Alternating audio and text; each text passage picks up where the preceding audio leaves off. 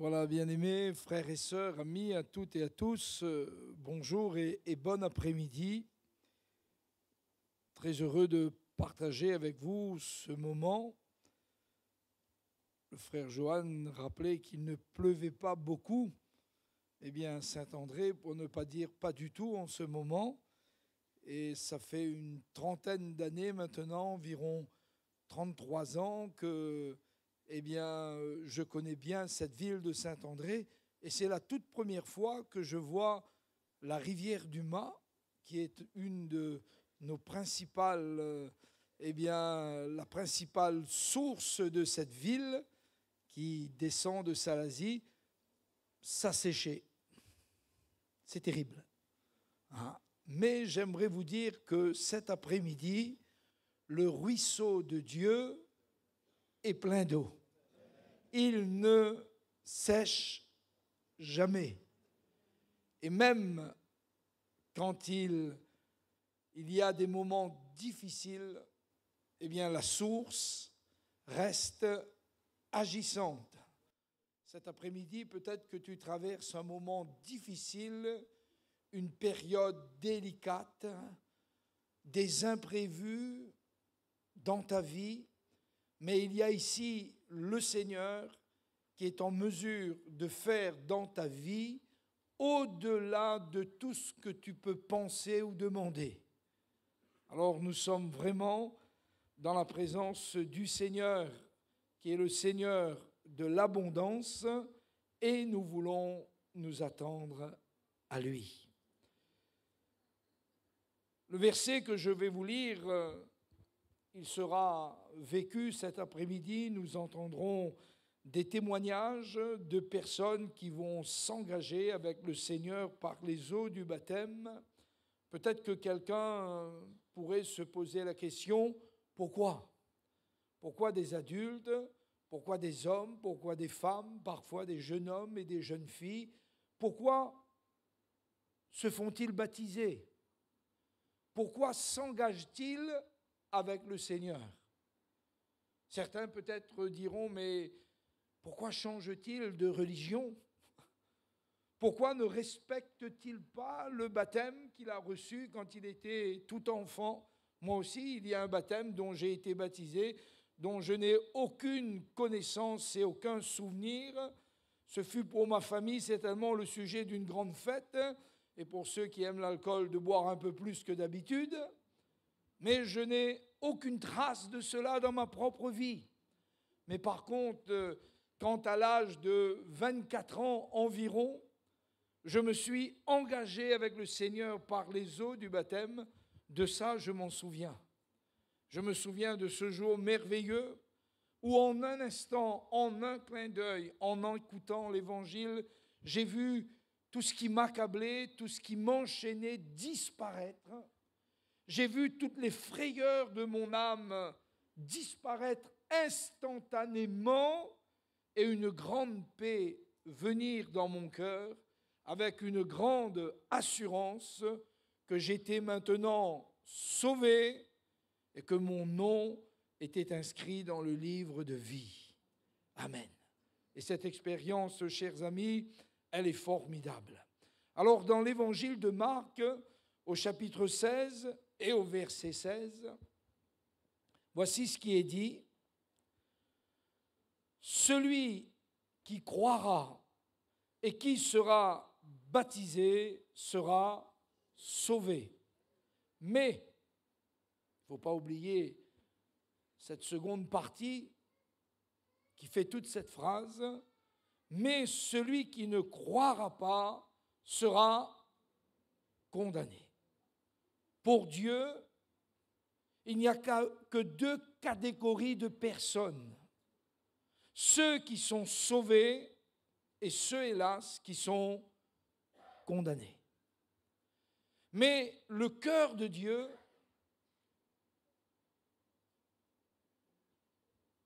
veut qu'aucun périsse.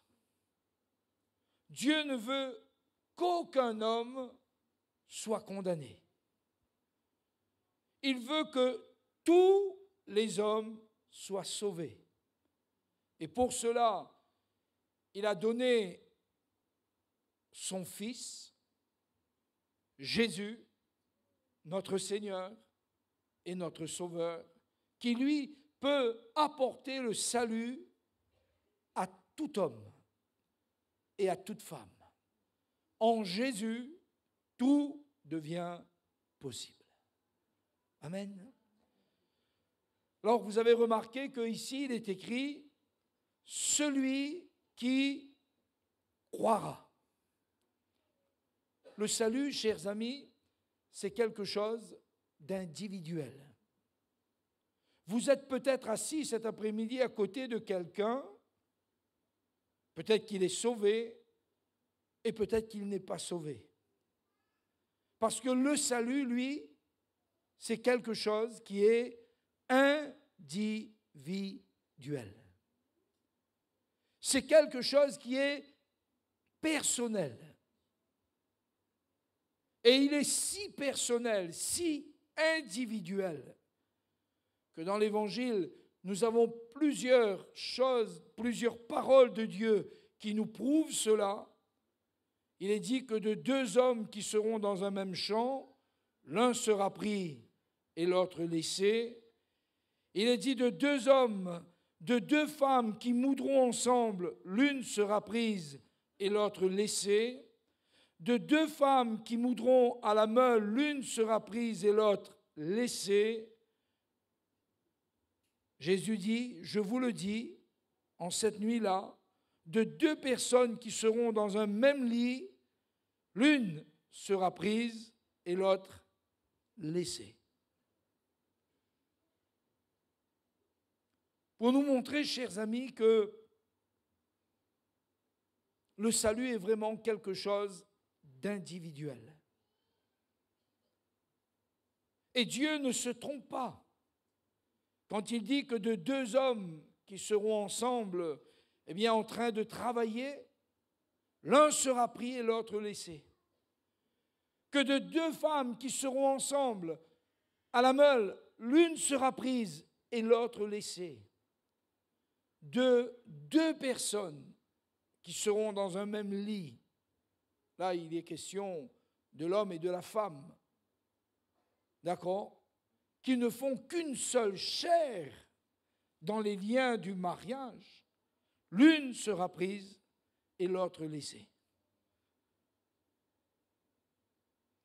C'est pour nous montrer combien ce salut est personnel,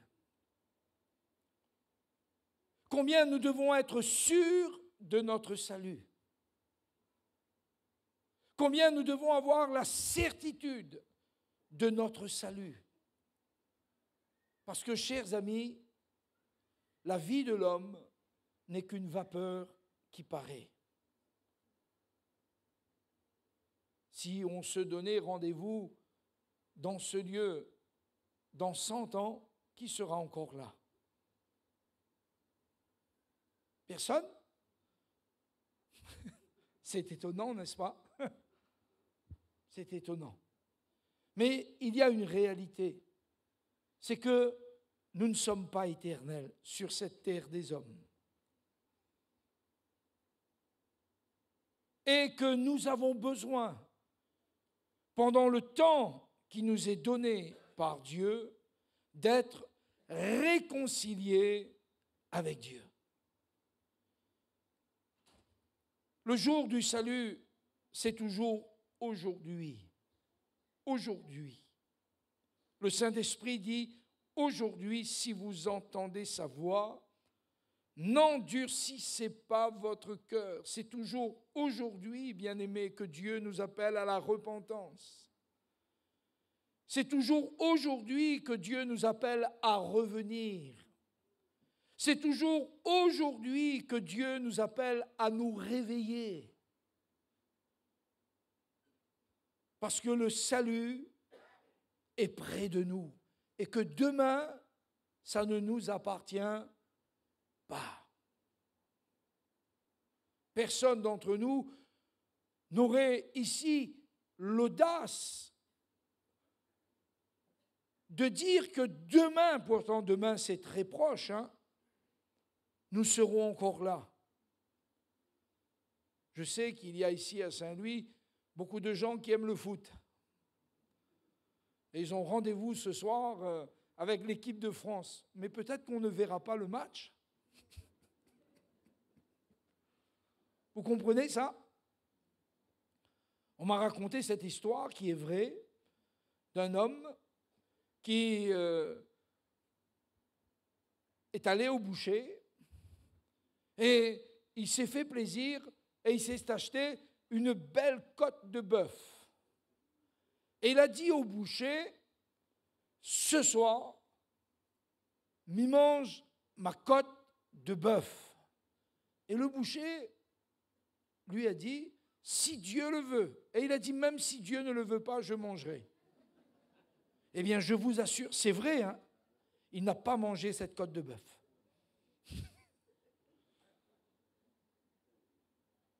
Pourquoi? Parce que la vie ne nous appartient pas. Parce que nous ne sommes qu'une vapeur qui paraît et qui disparaît. C'est pourquoi Dieu nous donne ce rendez-vous de la foi pour que, à l'écoute de l'Évangile, nous soyons réconciliés avec lui. C'est pourquoi le Seigneur dit, celui qui croira.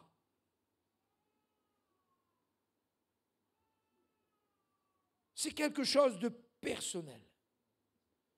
Chers amis, il n'y a rien qui m'indique ici dans ce lieu qui est sauvé et qui ne l'est pas.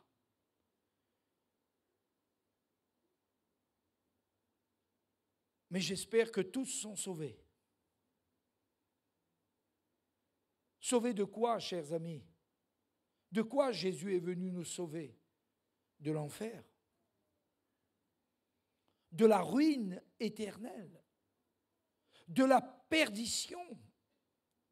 La Bible dit qu'il est réservé aux hommes que vous et moi nous sommes de mourir une seule fois, après quoi vient quoi? Le jugement. Et Jésus est venu nous sauver de l'enfer. Il est venu nous sauver de cet étang de feu qui attend les hommes et les femmes qui ont rejeté le salut que Dieu leur a donné. Celui qui croira. Je ne sais pas quel est ton cœur. Je ne sais pas si tu as cru, mais j'aimerais te dire, mon ami, mon frère, ma sœur, que tu sois jeune, beau et fort. On les appelle le FBI. Fort, beau et intelligent. Mais il y a une épée Damoclès sur ta tête. Il y a une épée Damoclès sur ta vie. Et il faut te repentir pour que tu sois sauvé. Quand Jésus a considéré le salut de l'homme, voici ce qu'il a dit. Que servirait-il à un homme de gagner le monde entier s'il perdait quoi? Son âme. Jésus a donné une importance éternelle à notre âme. Pas à notre corps, mais à notre âme. À la partie, on pourrait dire, immatérielle. Et celle-là, elle n'est pas au patrimoine mondial de l'UNESCO, mais elle est au patrimoine mondial de l'éternité. Jésus a dit, que donnerait un homme en l'échange de son âme? Et Jésus nous a montré ce qui a de la valeur en nous. Il nous a montré ce qu'il est venu racheter et sauver à la croix du Golgotha. Et permets-moi de te poser cette question cet après-midi, mon ami. Comment va ton âme? Un jour, un homme de la Bible a dit, « Tire mon âme de sa prison afin qu'elle te loue. » Afin qu'elle te loue. Et Jésus dit donc, celui qui croira. Donc le rendez-vous de Dieu, c'est le rendez-vous de la foi. Dieu a donné rendez-vous à toute l'humanité dans la foi à la croix du Golgotha. Il a voulu que par le sacrifice de Jésus à la croix du Golgotha, toute l'humanité ait rendez-vous avec lui. Et c'est là où chacun de ceux qui viennent avec leur fardeau, avec leurs péchés, avec leur honte, avec leur souillure, vont recevoir gratuitement et gracieusement le salut. Amen. Et le rendez-vous de Dieu avec l'homme a toujours été le rendez-vous de la foi. Dans le jardin d'Éden, le rendez-vous de Dieu avec l'homme était le rendez-vous de la foi. Tu mangeras de tout, mais quant à l'arbre de la connaissance du bien et du mal, tu ne mangeras pas, tu ne toucheras pas, car le jour où tu manges, tu meurs. Une parole de foi donnée pour qu'il vive. Avec Abraham, il est revenu. Avec cette même foi, Abraham, quitte ta famille, ta patrie, la maison de ton père, de ta mère, et va, je te montrerai la voie, je te bénirai, et tu deviendras une source de bénédiction. Le rendez-vous de Dieu avec Abraham a été le rendez-vous de la foi qui sauve, la foi qui pardonne, la foi qui permet de prendre un nouveau départ, la foi qui nous permet de retrouver la vue et de suivre Jésus sur le chemin, la foi qui fait de nous une nouvelle créature. Alléluia. Le rendez-vous à Golgotha a été le rendez-vous de la foi. La croix, comme a dit tout à l'heure notre frère, le pasteur Johan, la croix est une folie pour ceux qui périssent. Écoutez bien, pourquoi ils périssent? La Bible répond, parce qu'ils ne croient point. La croix est une folie pour celui qui ne croit point. Paul va dire qu'à la croix, les Grecs, les sages de ce monde sont confondus, parce que le rendez-vous que Dieu donne à la croix n'est pas un autre rendez-vous que celui de la foi. Les Grecs cherchent la sagesse. D'autres veulent voir des miracles. Mais le rendez-vous de Dieu avec toi cet après-midi, c'est le rendez-vous de la foi. Et à la croix du Golgotha, Dieu a accompli sa parole. Il y a dans la mort de Jésus un accomplissement. Il y a dans la mort de Jésus un prix payé. Il y a dans la mort de Jésus une œuvre de salut pour chacun d'entre nous. J'aime beaucoup ce pécheur, ce brigand, qui dira à Jésus, « Souviens-toi de moi quand tu viendras dans ton règne. Souviens-toi de moi quand tu viendras dans ton règne. » Et là, à la croix, Jésus prononce une parole extraordinaire. Il prononce une parole que jamais un homme n'a prononcée, ni Pierre, ni Paul, ni Moïse. Personne n'a prononcé cette parole.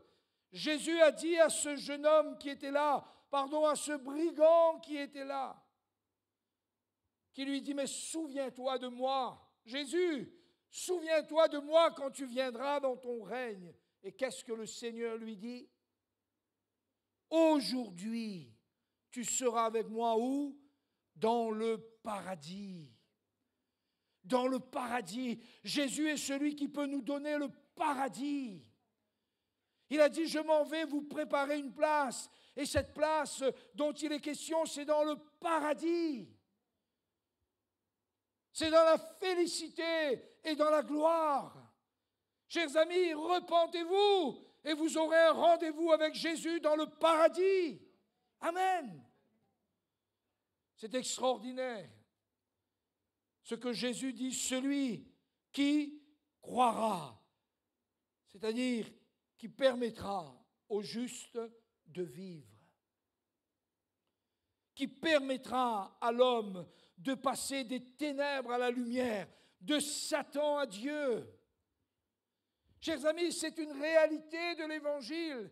Nous passons véritablement des ténèbres à la lumière. Nous passons véritablement de Satan à Dieu, de Bélial à Christ. Il y a une œuvre puissante qui est accomplie dans notre vie à la croix. Ta drogue, ton péché, ta pornographie, à la croix tes ténèbres, à la croix ton cœur méchant, à la croix la condamnation qui est sur ta vie a été payée. Amen. A été payée. Alléluia. A été payée. Tes maladies ont été payées à la croix. Pourquoi? Parce que c'est le rendez-vous de Dieu avec l'humanité. C'est le rendez-vous de Dieu avec l'homme pécheur. Vous savez, lorsque les hommes auront négligé ce rendez-vous de la croix, alors il y aura un autre rendez-vous avec Dieu. La Bible dit ce jour-là, ce sera terrible. Quand on entendra des douleurs, des cris d'angoisse. La Bible dit que les hommes rendront l'âme de terreur. Certains diront aux montagnes, ô montagnes, tombez sur nous, couvrez-nous, car nous ne pouvons soutenir la gloire de celui qui vient. Chers amis, Dieu est un feu dévorant. Et je puis t'assurer, mon frère, ma sœur, mon ami, que devant le trône de Dieu, on ne ramène pas large. Si ce Dieu-là entre en jugement avec nous, c'en est fini de nous. Si ce Dieu-là entre en jugement avec nous, il n'y a aucun de nous qui est sauvé. Mais la Bible dit que ce jugement, il a été accompli en Jésus. Il a été accompli à la croix. Et le prophète Ésaïe dit bien que le châtiment, c'est le jugement, le châtiment qui nous donne la paix est tombé sur lui. Toutes tes angoisses, écoute-moi, toutes tes angoisses que tu as connues ne peuvent être comparées, si tu comparais devant Dieu, sans le salut de ton âme. Il n'y a pas de mots pour décrire cela. Il n'y a pas de mots pour décrire l'homme qui se tiendra devant Dieu sans sa grâce. C'est terrible. C'est terrible. Il est un feu dévorant. Vous vous souvenez de Sodome et Gomorrhe? Qui a été sauvé? Dans Sodome et dans Gomorrhe, après que Lot se fut échappé, qui a été sauvé, chers amis? Aucun homme, aucune femme. Lors du déluge, alors que Noé entra dans l'arche avec ses fils et ses belles-filles, et que Dieu ferma la porte, chers amis, qui fut sauvé? Aucune personne, parce que Dieu est entré en jugement avec eux. Parce que Dieu est venu leur payer le salaire de leurs œuvres. Aucun. J'aimerais vous dire qu'au temps de Noé, il y avait de jeunes hommes, il y avait des FBI, hommes et femmes, il y avait des forts, il y avait de ceux qui disaient « Oh, parle toujours Noé, tu n'as rien à faire ». Il y a ceux qui roulaient le mécanique en disant « Mais il est fou ce Noé ». Il y en a qui disaient « Mais Dieu n'existe pas ». Oui, tu peux dire que Dieu n'existe pas, ne t'inquiète pas. Le jour où tu le verras, tu vas fondre comme neige au soleil. Tu vas crier de douleur parce que tu vas comparaître devant celui qui est le 3 fois saint, que nul homme n'a vu et ne peut voir. Alors là, du temps de Noé, vous savez ce que la Bible dit? Les gens mangeaient. Les gens buvaient. Les gens se mariaient et ils mariaient leurs enfants. Y a-t-il un péché en cela, bien-aimé? Y a-t-il un péché de manger, de boire, surtout quand on est à Saint-Louis, célèbre pour le massalé cabri? Hein? Voilà. Y a-t-il un péché à manger? Oui ou non? Non. Y a-t-il un péché à boire? Avec modération. Un peu de vin. Fais usage d'un peu de vin à cause de tes fréquentes indispositions. Donc si vous n'avez pas de fréquentes indispositions, ne buvez pas de vin. Voilà. D'accord? C'est ce que la Bible dit. Est-ce qu'il y a un problème à boire? Est-ce qu'il y a un problème à prendre une coupe de champagne? Est-ce qu'il y a un problème à apprécier un bon vin? Un bon massalé? Est-ce qu'il y a un problème à se marier? Le problème, c'est quand on divorce, mais jamais quand on se marie. Est-ce qu'il y a un problème à marier ses enfants? Non. Au contraire, il dit, frère, on est très heureux, nous, on marie notre fils, on marie notre fille. Alléluia, est-ce qu'il y a un problème en cela? Eh bien, du temps de Noé, les gens mangeaient, les gens buvaient, les gens se mariaient et les gens mariaient leurs enfants. Donc ce n'est pas là le problème. Le problème, c'était quoi? Ils avaient rejeté Dieu. Là où il y a un problème dans ta vie, c'est quand tu rejettes Dieu. C'est quand tu rejettes Jésus. Là où il y a un problème dans ta vie, là où il y a la condamnation qui demeure dans ta vie, c'est quand tu n'acceptes pas le seul moyen de salut que Dieu t'ait donné par la foi en Jésus-Christ. Et c'est pourquoi Jésus dit, celui qui croira. L'apôtre Paul va dire, pour le salut, que devons-nous faire, chers amis, monter au ciel? Descendre au séjour des morts? La Bible dit que le salut est près de nous. Alléluia! Il est près de nous. Où est le salut? Il est dans notre bouche, il est dans notre cœur. Alléluia! Parce que c'est le salut de la foi. Si tu confesses de tes lèvres que Jésus est le Seigneur. Amen. Amen. Jésus, je confesse que tu es le Seigneur. Je confesse, Seigneur Jésus, que tu es le Seigneur. Et dans mon cœur, je crois. Je crois dans mon cœur que tu es mort pour moi à la croix. Que là, tu as pris ce qui me condamnait. Tu as brisé mes chaînes, Jésus. Je crois que c'est mon péché qui t'a crucifié à la croix. Je le crois profondément dans mon cœur. Et je me repens. Je dis, Seigneur, pardon. Pardonne-moi, Seigneur. Sauve-moi, Seigneur. Je veux croire, je veux obéir, je veux accepter, je veux recevoir le salut dans mon cœur. Voilà ce que j'ai dit un jour à Dieu. Et en un instant, toute sa colère a été apaisée envers moi. En un instant, j'ai senti mon âme être libérée d'une prison. En un instant, j'ai senti les chaînes de ma vie tomber. Parce que l'homme qui est devant vous aujourd'hui, il n'est pas un saint, il n'a pas une couronne sur la tête. Il a vécu comme n'importe quelle personne. J'ai connu la drogue, j'ai connu l'alcool, j'ai connu la violence, j'ai connu ce que c'est les profondeurs du mal, les ténèbres, l'obscurantisme. J'ai connu ces choses. J'ai connu ce que c'est la puissance de la pornographie quand j'étais jeune. Et la condamnation pesait dans mon cœur jusqu'à ce que je vienne à la croix. Jusqu'à ce que je vienne et je dis, Jésus, pardonne-moi, sauve-moi, lave-moi. Et mes amis, en un instant, mes chaînes sont tombées. À la croix, Jésus brise nos chaînes. À la croix, Jésus brise nos angoisses. Jésus brise nos terreurs.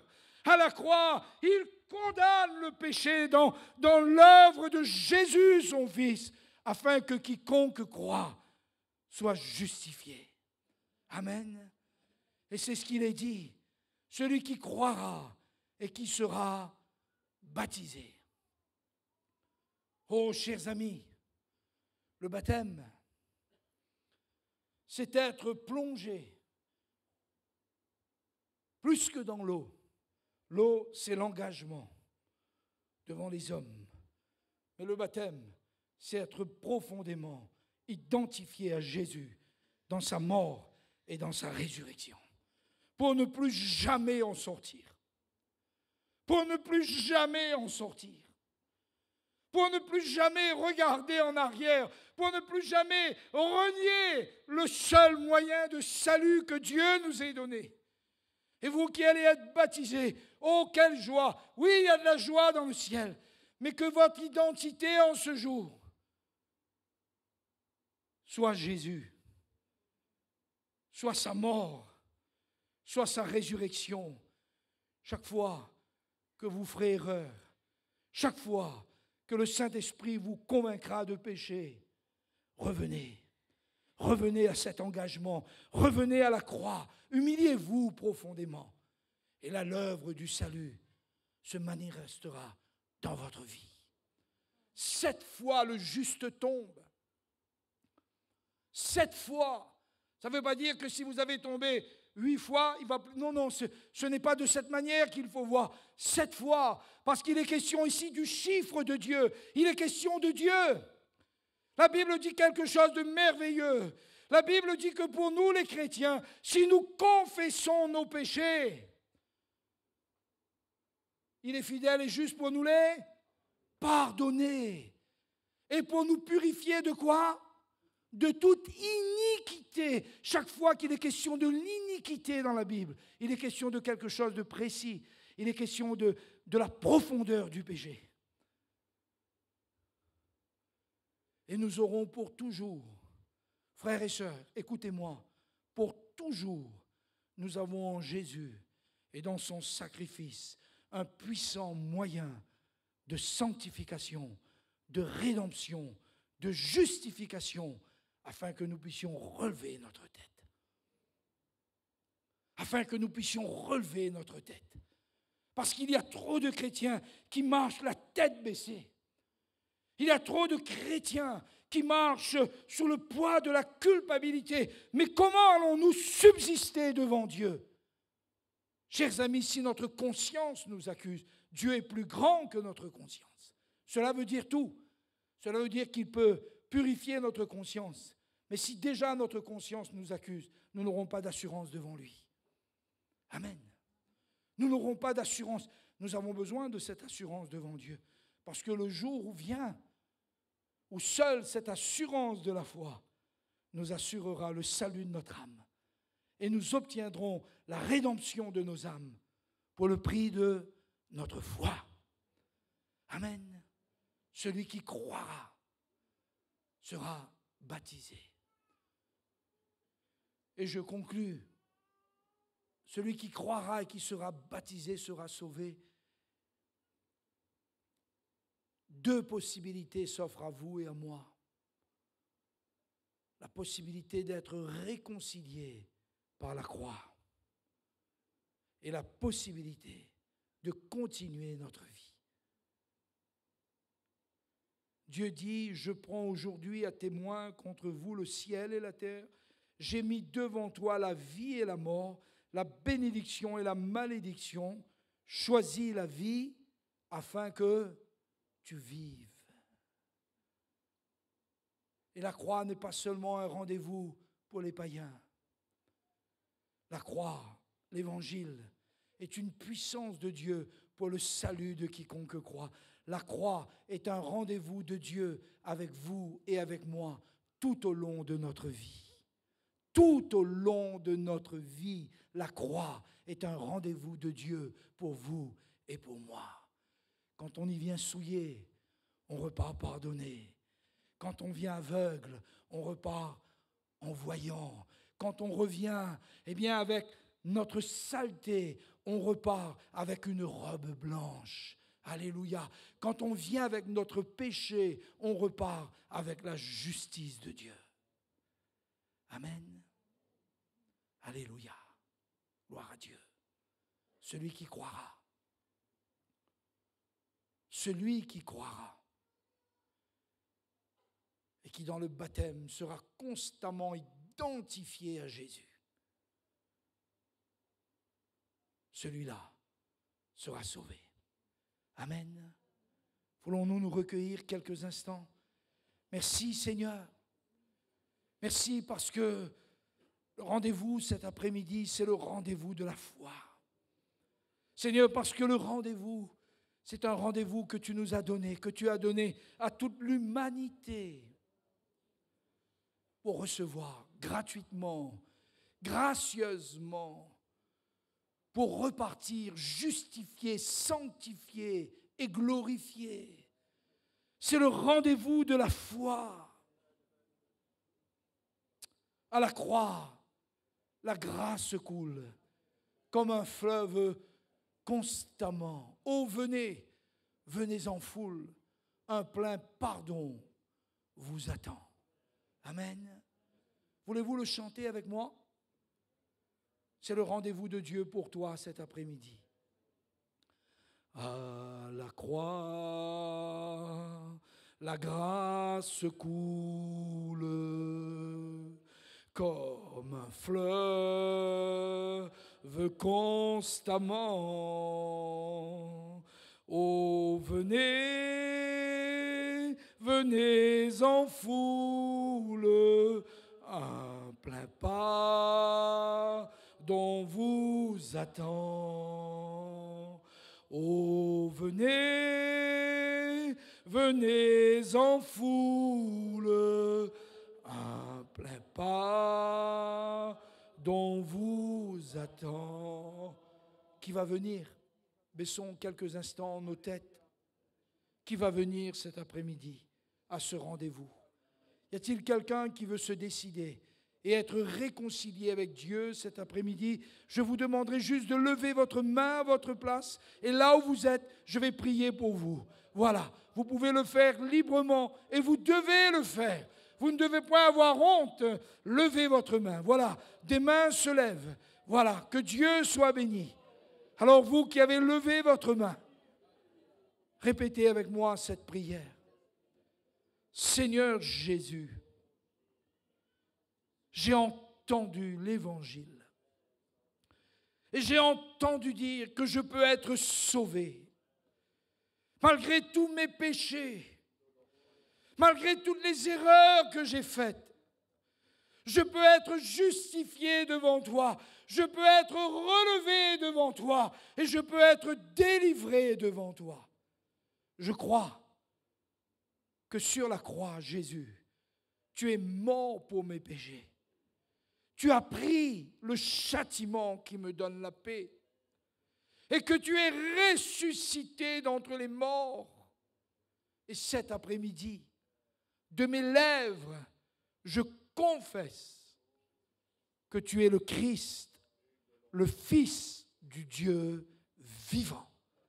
Et je t'accepte maintenant. Et je veux moi aussi, puisque tu m'offres le salut, m'engager avec toi dans les eaux du baptême. À toi la gloire, Père. Merci parce que tu as dit les brebis, c'est un grand miracle. Tu as dit les brebis, elles entendent la voix. Et comme par le miracle de l'Évangile, elles me suivent. Alors Seigneur, que ta grâce soit sur ces bien-aimés au nom de Jésus. Est-ce que nous pourrions prier pour les malades quelques instants? Nous n'allons pas vous faire venir pour vous imposer les mains, mais vous demander de vous lever à votre place. Si quelqu'un est malade dans ce lieu, s'il est venu avec une infirmité, s'il est venu avec un mal, s'il est venu avec une terreur dans sa vie, qu'il se lève maintenant. Écoutez-moi, je vais vous le dire sincèrement, il faut que vous veniez maintenant à la croix. Là où vos douleurs, là où vos maux, là où votre mal a été porté par le Fils de Dieu. Venez là et dans votre cœur, soyez honnête avec lui. Soyez sincère avec lui. C'est là où l'aveugle voit. C'est là où le sourd entend. C'est là où le boiteux marche. C'est là où la femme stérile devient une mère joyeuse au milieu de ses enfants. C'est là où le péché est pardonné et où la maladie est guérie. Seigneur Jésus, c'est en ton nom que nous prions maintenant. Combien ce nom est puissant, combien ce nom est vivant. Et en ton nom, nous lions toute maladie, toute infirmité dans ces corps, toute douleur. Nous les lions au nom de Jésus et nous les commandons de se retirer maintenant. Que tous ceux qui croient soient guéris maintenant par le Fils de Dieu. Père, au nom de Jésus. Amen. Amen. Soyez-vous, chers amis, que Dieu vous bénisse. Et j'espère que vous êtes heureux. Alléluia.